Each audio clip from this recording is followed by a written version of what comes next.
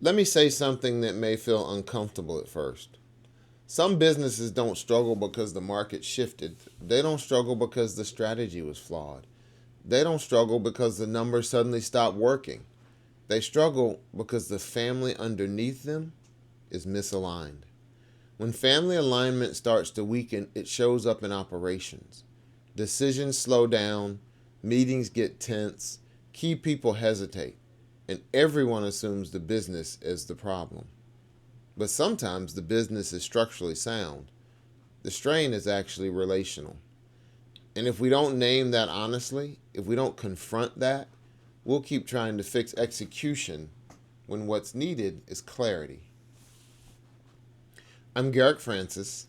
This is the Inheritance to Income podcast, where we help families, founders, and leaders move from legacy by default to legacy by design.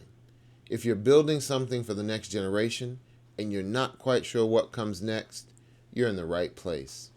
I'm your legacy advocate. Let's talk about it. In working with and observing founders, executives, and family-owned businesses, I've noticed something consistent. When performance starts to dip, everyone looks at the spreadsheet. Revenue trends, they look at market positions, competitive shifts. Those things matter, but sometimes they aren't the root cause. Sometimes the deeper issue is that family systems haven't matured at the same rate as the business or the career.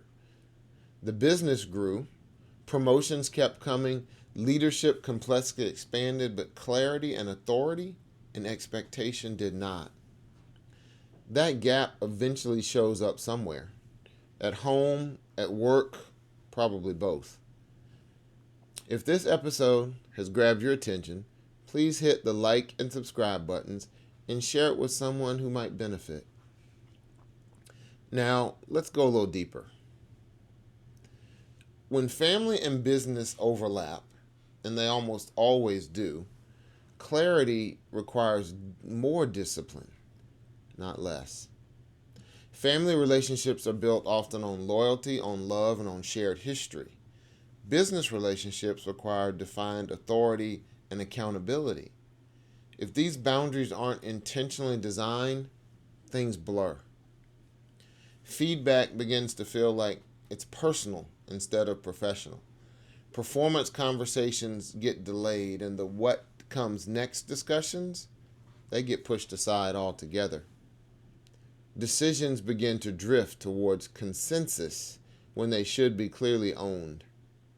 Over time, that friction compounds.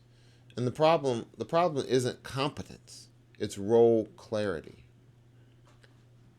I see often 4 recurring fractures that weaken family enterprises and weaken families.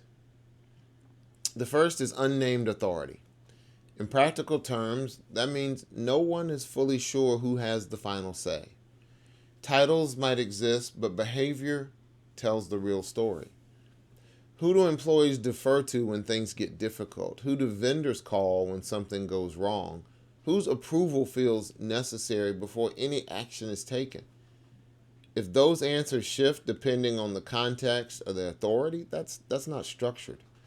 That uncertainty slows down execution. It encourages problem escalation. It creates quiet power struggles that drain focus. So that authority must be defined operationally, not symbolically. If a major customer threatens to leave, everyone should know who speaks for the company. If capital expenditure needs approval, there should be clear lines, no hesitation about who signs off. If 2 leaders disagree, it should be clear who resolves it. When those answers vary depending on who's in the room at the time, authority isn't structured. That's a situational authority. Second, assumed alignment.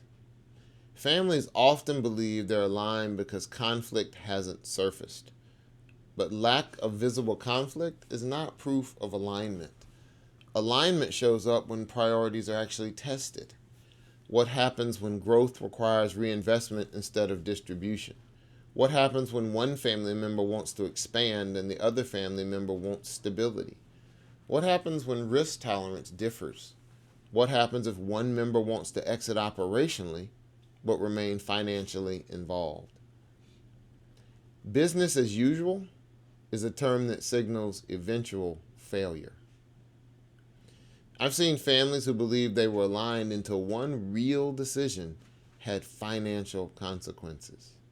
Suddenly, priorities diverged. One person was protecting cash flow, another was protecting growth, a third might have been protecting personal security, meaning family. And that alignment is not proven in calm seasons. It is proven when trade-offs are required. If those conversations have never happened openly, alignment is only theoretical. And that theoretical alignment eventually collapses under pressure. Third, role imbalance. In many family systems, contributions are uneven. And equal and fair are not the same things. One sibling carries operational responsibility while another remains less involved but expects equal influence. A spouse absorbs emotional strain without formal recognition. Left unaddressed, these imbalances compound over time. And that resentment builds quietly, and sometimes motivation declines gradually, but engagement certainly becomes conditional. Balanced responsibility does not require identical roles, but it does require clarity, agreement, and alignment. Without that clarity, efforts often feel unequal, and that leads to problems down the line. And perceived inequality almost always surfaces. And fourth, silence about the future. Timelines are often avoided because they feel, sensitive. Founders hesitate to name transition timing. Successors hesitate to ask or to step up. Shareholders wait without clear direction. And that silence creates anxiety. When people don't understand what the collective future looks like, they begin planning independently their own future. And so that clarity does not require a fixed date, but it does require visible intention. Creating and discussing and updating a transition plan builds confidence throughout the organization, throughout the family. Silence does the exact opposite. And so underneath these structural gaps is often identity. For founders, that means the business represents sacrifice and proof of capability and proof of what they've done over the generations. But for the next generation, the business represents responsibility and livelihood in the future. It's what they will do. It's what they aspire to. Both are thinking about legacy, but from different emotional positions. The founder may be asking, will what I have built survive? Will it leave an impact? But the next generation may be asking, will my vision for the future be trusted as much as the past?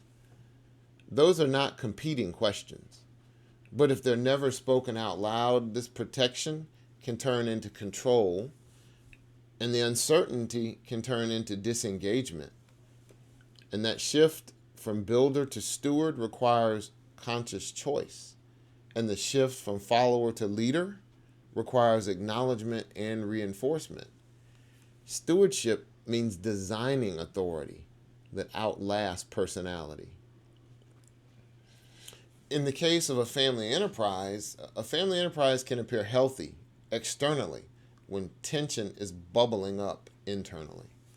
The financial reports may look solid, the customers seem to be loyal, and the operations are running consistently. But inside meetings, you can see hesitation increasing, or disagreement kind of goes underground. Talented leaders quietly explore other options, and you may even lose one or two. And the business doesn't collapse, but it just loses velocity. And velocity in business reflects confidence. When people know who decides, they move, they innovate, they grow. When they're unsure, they wait. they become cautious. They look around.